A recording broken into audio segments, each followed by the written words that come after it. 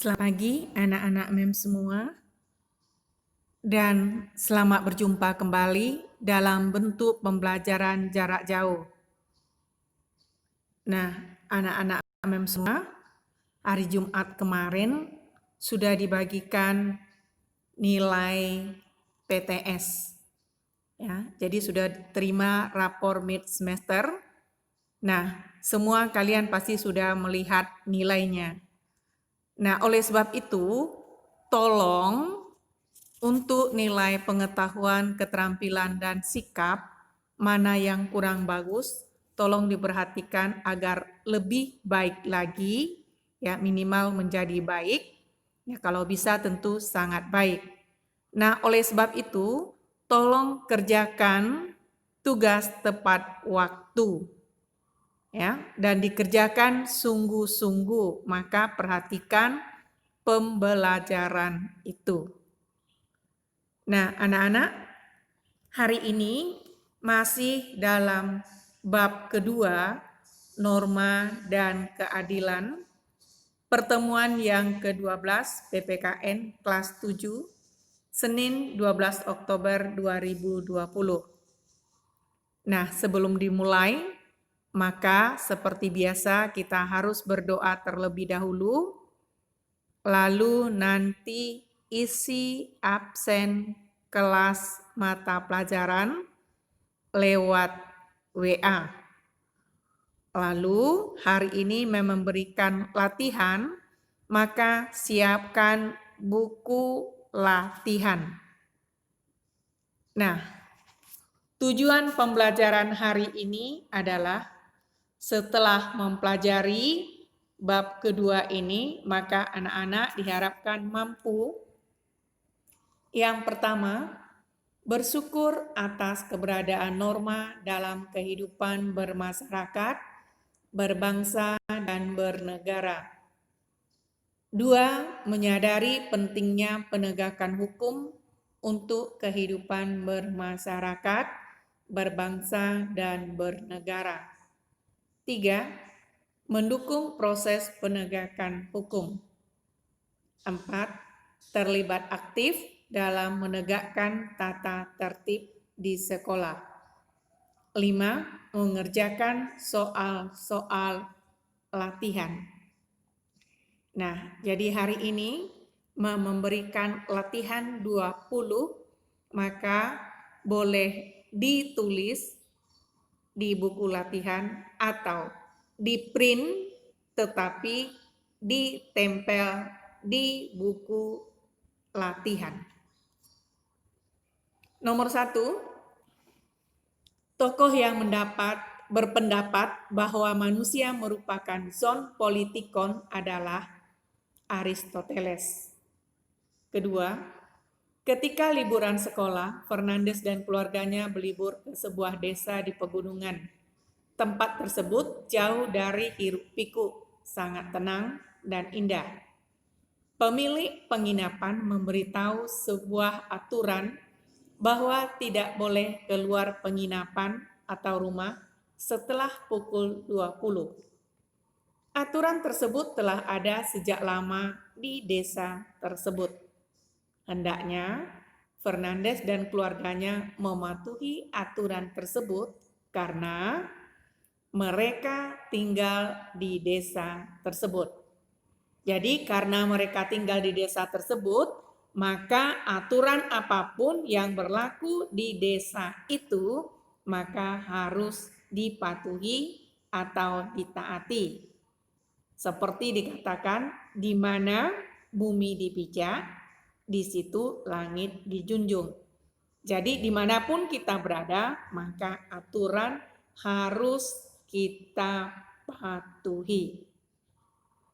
Yang ketiga, ketika berkunjung ke sebuah desa, Merina melihat ada norma yang diterima sebagai aturan setempat. Namun, norma tersebut tidak ditetapkan oleh pemerintah. Maka, norma tersebut adalah norma adat istiadat. Ya. Jadi, Norma adat istiadat ini berlaku di daerah tertentu dan dibuat oleh masyarakat daerah tersebut. 4. Aturan yang disepakati oleh suatu masyarakat sebagai pedoman pengendalian sosial disebut adat. Sifat dari norma adalah mengikat satu sama lain untuk semua organisasi. 6. Cara yang dipakai agar norma tetap berlaku di masyarakat adalah diberlakukan sanksi bagi yang melanggar. 7. Norma menjadi sangat penting bagi masyarakat karena mengatur perilaku manusia. Jadi agar manusia bisa patuh, tertib, maka perlu aturan. Dan semua kita harus mentaatinya. Karena dimanapun kita berada, di sana ada aturan. 8. Contoh perbuatan yang sesuai dengan norma kesopanan adalah berpamitan sebelum bepergian, mengetuk pintu sebelum masuk ke ruang guru, menyapa teman jika bertemu, menerima sesuatu dengan tangan kanan dan mengucapkan terima kasih dan lain sebagainya. 9. Contoh perilaku patuh terhadap hukum adalah menyeberang jalan melalui zebra cross, mengikuti proses pemilu dengan baik, menggunakan helm saat berkendaraan bermotor, menggunakan masker. Nah, menggunakan masker kan sudah ada juga aturan yang mengaturnya. Nah, 10. Bentuk konkret dari sanksi positif adalah penghargaan. Jadi, sanksi positif ini bisa juga berupa pujian. 11. Norma yang dibuat dan dikeluarkan oleh pemerintah adalah hukum. Jadi norma hukum. Norma yang bertujuan mengatur manusia agar dapat hidup bahagia di dunia dan di akhirat adalah norma agama. 13. Dalam masyarakat, arwana makan dengan tangan kiri tidak sopan. Tetapi bagi kelompok Bougainville, makan dengan tangan kiri tidak apa-apa atau tidak masalah. Kasus tersebut menunjukkan bahwa norma kesopanan itu bersifat khusus dan setempat. Ya, hampir sama dengan norma adat. Jadi dia hanya berlaku di daerah setempat. Jadi norma kesopanan sama juga dengan norma adat. 14. Di Bali terdapat upacara kremasi atau pembakaran jenazah. Hal tersebut adalah salah satu contoh adat istiadat yang disebut ngaben. 15. Ripka adalah siswi yang baik hati. Setiap kali bertemu guru, dia menyapa. Setiap akan keluar kelas, dia meminta izin terlebih dahulu. Jika diberi sesuatu, dia mengucapkan terima kasih. Sikap Ripka mencerminkan penerapan norma kesopanan. 16. Pengakuan terhadap norma agama di Indonesia itu terdapat pada Pasal 29 ayat 1 UUD 1945. 17. Norma yang jika dilanggar dapat menimbulkan gunjingan masyarakat serta menimbulkan rasa bersalah dari sisi si pelanggar adalah norma kesusilaan.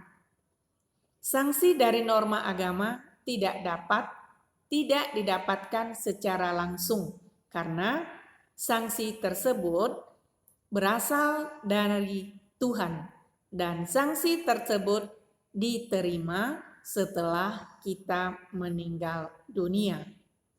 Jadi bentuk sanksinya itu kita pahami menurut agama dan keyakinan kita masing-masing sesuai dengan agama masing-masing. 19. Pernyataan yang merupakan penerapan norma hukum adalah Burhan dipenjara karena merusak fasilitas umum. Si Kutil dipenjara karena dia terbukti mencuri. 20.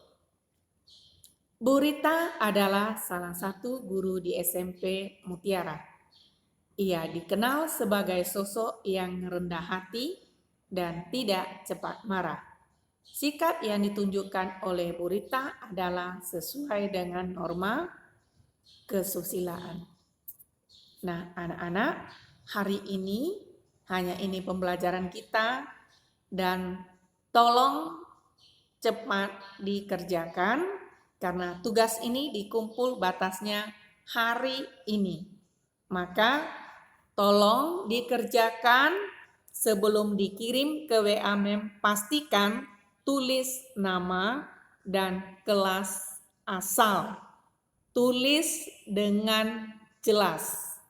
Ya, tulis dengan jelas. Dan ini sudah berkali-kali mengingatkan setiap pembelajaran, namun setiap mengirim tugas masih banyak juga yang tidak tulis nama dan kelas. Terima kasih, selamat pagi, selamat belajar.